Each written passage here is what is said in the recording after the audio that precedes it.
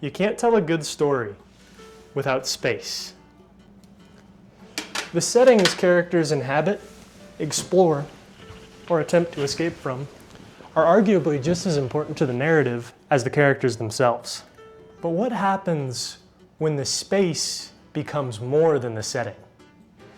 Enter liminal spaces. The immensely popular aesthetic movement blends nostalgia with a sense of cosmic horror, where architecture becomes an active participant in the narrative. To understand these spaces, we must first learn what the word liminal means. In his novel, The Ritual Process, Victor Turner describes the liminal entity as being between classification, neither here nor there. He likens this state of liminality to sleep being between life and death, or an eclipse being between light and dark. Liminality is essentially being in between two concrete points. This sense of spaces in between is what makes liminal works so successful in their ability to produce feelings of the uncanny. In his essay of the same name, Sigmund Freud likens the feeling of the uncanny as to being between Heimlich, or familiar, and unheimlich, unfamiliar.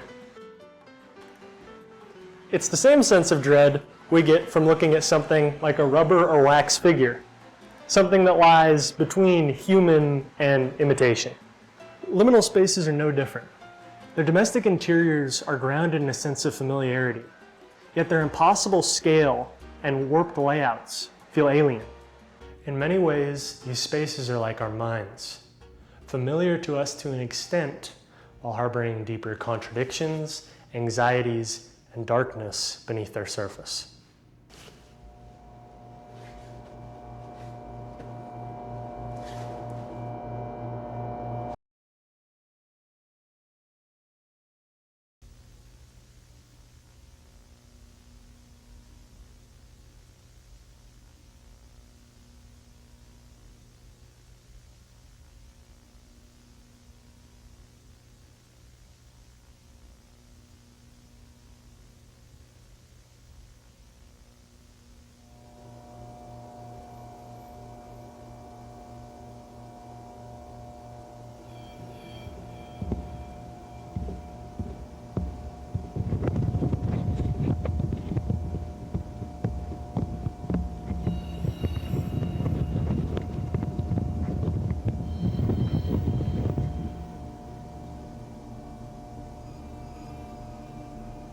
This aspect of internal struggles expressed in spaces is an extremely relevant part of Kane Parsons' Backrooms.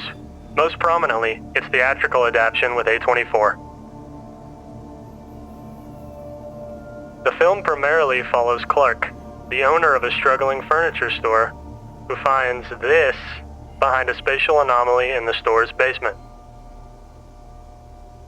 Through Clark, we slowly unravel what makes up this massive complex. And through the backrooms, we gain insights into some of the darknesses in Clark's life. The motif starts small, with the appearance of random furniture strewn throughout the complex, almost mocking Clark. However, later, manifestations of Clark's inner trauma become far more overt, with warped imitations of his wife, his dining room, and eventually himself.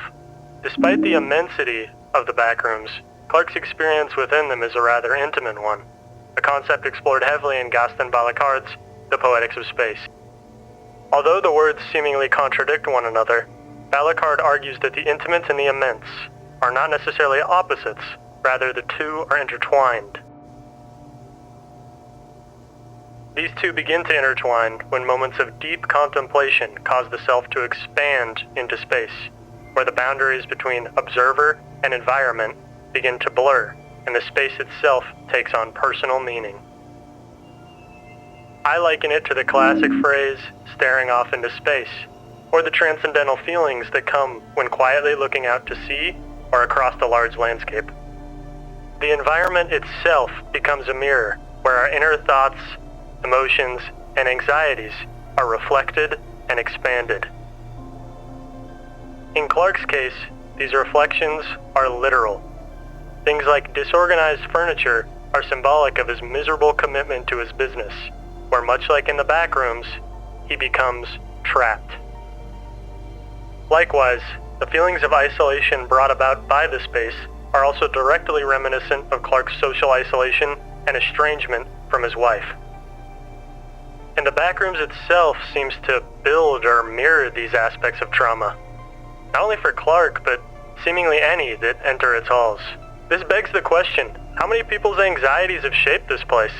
And why does it only seemingly reflect trauma? Perhaps it's due to trauma's salience in one's subconscious. The space itself is seemingly being imprinted with its visitors' repressed emotion, much like how we decorate our rooms to express our interests.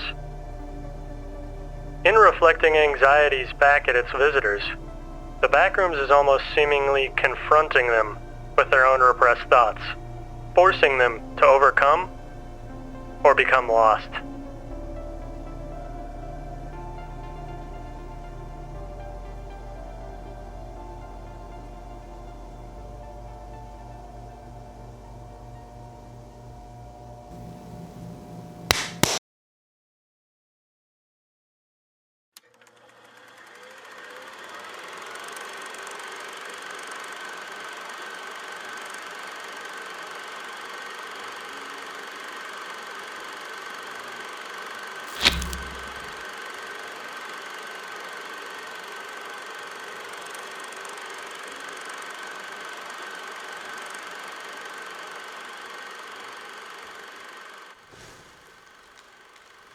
"19 years before the anonymous post that inspired the backrooms, Mark Z. Danielewski's House of Leaves was published.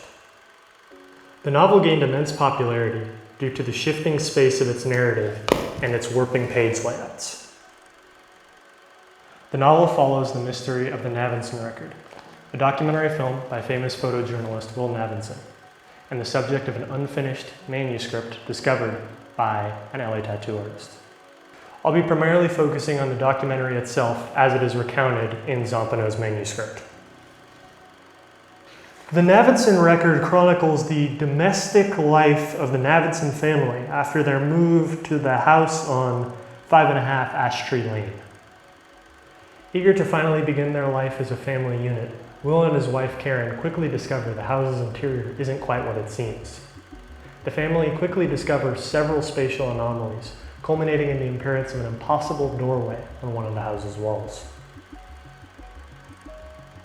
Beyond the door, a series of rooms and halls composed of material that predates the known universe. Enticed by a morbid curiosity, Will Navinson enlists the help of family, friends, and mountaineers to explore the winding halls. Inside the complex, as Navinson ventures deeper and deeper, his domestic life begins to shatter, as his obsession drives him further and further away from his family. The large expanses, winding staircases, and sudden drops Navinson treads begin to mirror the fractures between himself and his family, along with his own fearfulness for his new life.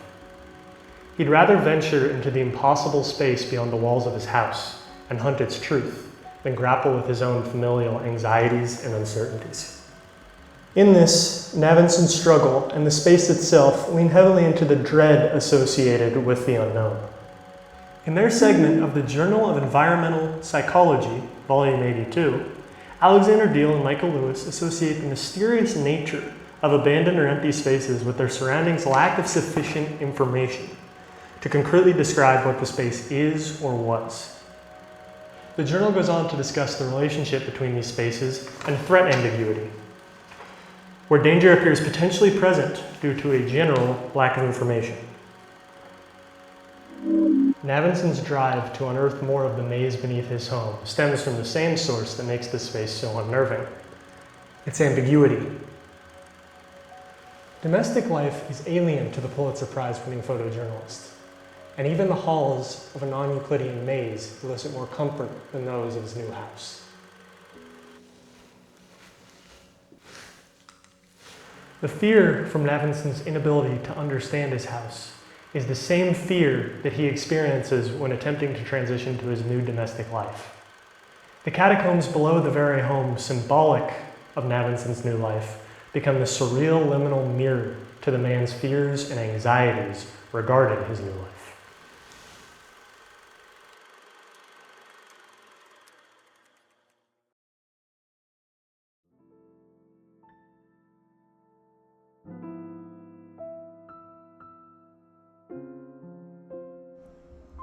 Unlike the prior two works, Superliminal's protagonist is in some respect you, the player, and as such, the game regularly breaks the fourth wall. The game places you in the slippers of an unnamed silent protagonist, who is enlisted in an experimental sleep therapy program under a Dr. Glenn Pierce. Guided by the cold voice of the orientation protocol, you navigate a series of rooms and puzzles as you delve deeper into the dream. Early on, the game introduces its theme of perspective with a note on a table surrounded by pawns, reading, "Perception is reality." Superliminal's gameplay gimmick revolves around this concept of perception too. When an object like one of the pawns is picked up, its size in the player's viewport perspective determines its actual physical size. The settings the player traverses early on are all warm and pleasant, with settings like an art gallery and a hotel. All empty, of course, with minor spatial anomalies throughout. While Dr. Pierce attempts to ease tension and guide the player out of the dreamscape via myriads of therapeutic advice, the orientation protocol suggests a quick, explosive mental overload, whatever that means, to end the entrapment immediately. Unlike the prior works, the space on display here is more of a reflection of how the protagonist thinks about what they fear.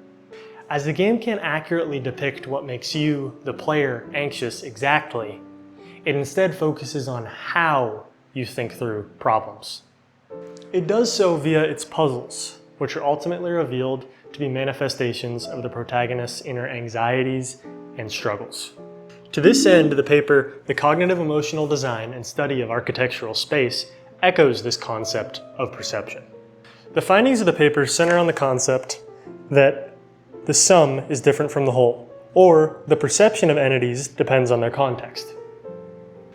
At the shallow end of the dream paradox, the protagonist is relatively stable, and thus the spaces of the dream reflect this stability in their familiarity and normalcy.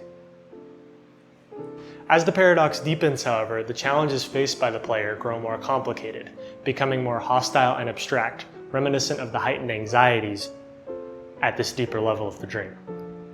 As the player reaches the conclusion of the game, the supposed dream paradox is revealed to be all according to Dr. Pierce's plan, and a way to organically challenge the protagonist to overcome their struggles and anxieties via a simple change in perspective.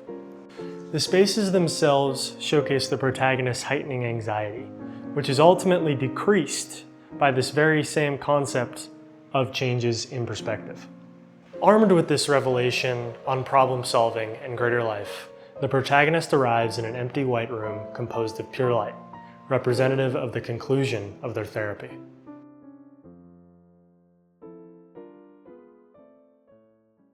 The liminal spaces of back rooms, House of Leaves, and Superliminal remind us of the immense depth of the human mind. Like the impossible architecture they depict, our inner lives can feel vast, disorienting, and impossible to understand.